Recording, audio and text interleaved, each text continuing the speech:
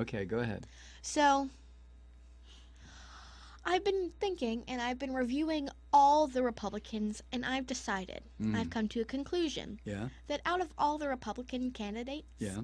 that John Kasich would be the best Republican. If any Republican had to become president, it would have to be John Kasich, in my opinion. Mm. Of course, he has no chance, but yeah, Well, because how did yeah? I was going to say, how did you come to that conclusion? I came to that conclusion because I saw an interview with him, Mm-hmm.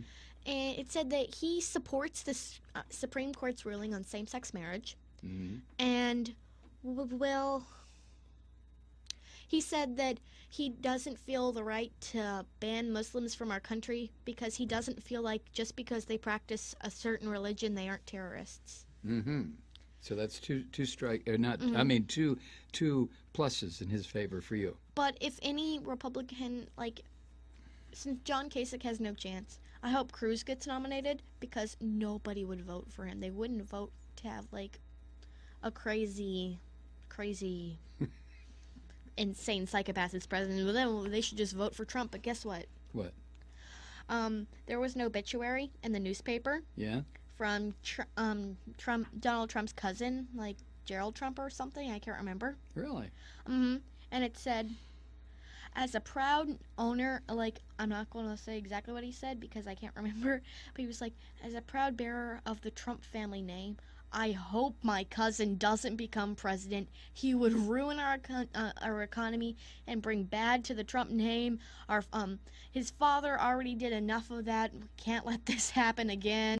He was like totally like telling off his brother. It's like he does not want his cousin Trump to be president at all. Do you remember when you were much younger? I guess you were about 4, maybe 5 years old.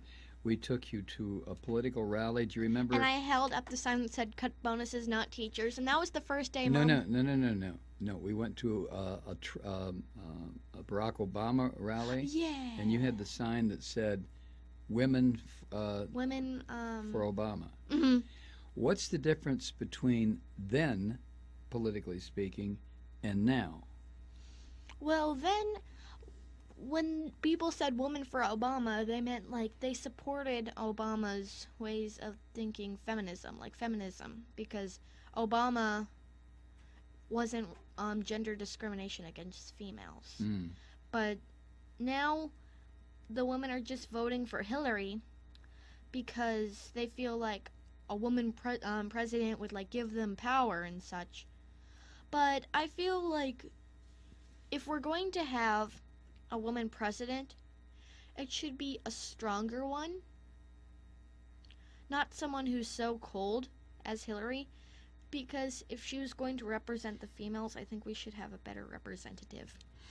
Are you, as you listen to your mother and I rant and rave around the house politically about what's going on in this election cycle, have you come to any conclusions? Have you decided that our political system is insane and you don't want to participate, or what? I've come to the conclusion that I'm going to vote when I'm older, not because I think that I must vote because this is so important to me and like I must speak out my rights and stuff. Mm-hmm. I don't feel like that. I feel that I know it's not, you don't have to vote, but I feel like one person, I could be the one person that tips that, like, say I was voting for Bernie. I could be the one person that made his votes from 50 to 51%. So Any person could be that one person. if you could vote this year, your vote would go Bernie. Why Bernie Sanders? Well, because Bernie Sanders is talking about raising the Minimum wage? the minimum wage to $15 an hour, Mm-hmm. and Hillary's only raising it to 12. Mm-hmm. And Hillary wants to expand off Obamacare, but I think Bernie has a better idea continuing a new health care and community colleges.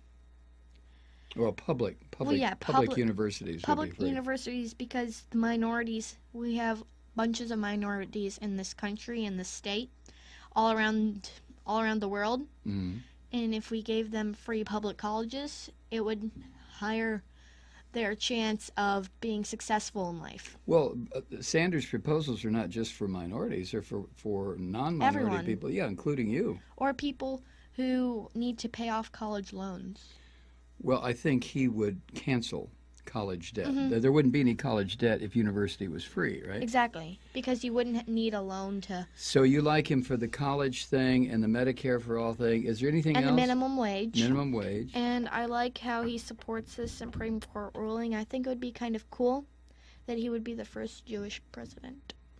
You do? Mhm. Why do you think, I mean, why do you think that's cool? Well, because this entire country is mostly evangelical Christian. Mostly. Especially down where we are in the South. Right? Well, mostly this country is Catholic, I think. Christian. Well, Christian is Catholic is Christian. know. There's Catholic and Protestant. Yeah, I know. Yeah, but I wouldn't say most of the country is evangelical Christian. I would say most of the country is Christian, and that's either Protestant or Catholic. But the evangelicals are real heavy down here in the South. You're right about that. Mm-hmm. So I didn't mean the whole country. I just meant down here, Alabama, Georgia, Florida, Mississippi. here in the Confederate Or in South, the boonies. in the boonies. The boondock. Hi, Truth Seekers. Mike Malloy here. You know, the Progressive Voices Network brings you commercial-free commentary from today's leading progressive radio hosts and pundits, like me, Mike Malloy, 24 hours a day. I'm not your typical old guy from the 80s or the 90s talk radio host, and Progressive Voices is not your typical talk radio network.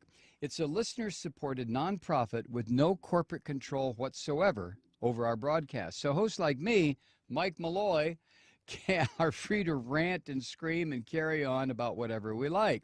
We're often controversial, but we're never boring. You can begin in the morning with Bill Press and then end your day screaming with me, Mike Malloy, weeknights, 9 p.m. in the East, 6 p.m. in the West on the Progressive Voices Network. Always progressive, always on. I'm Mike Malloy. Keep it lit.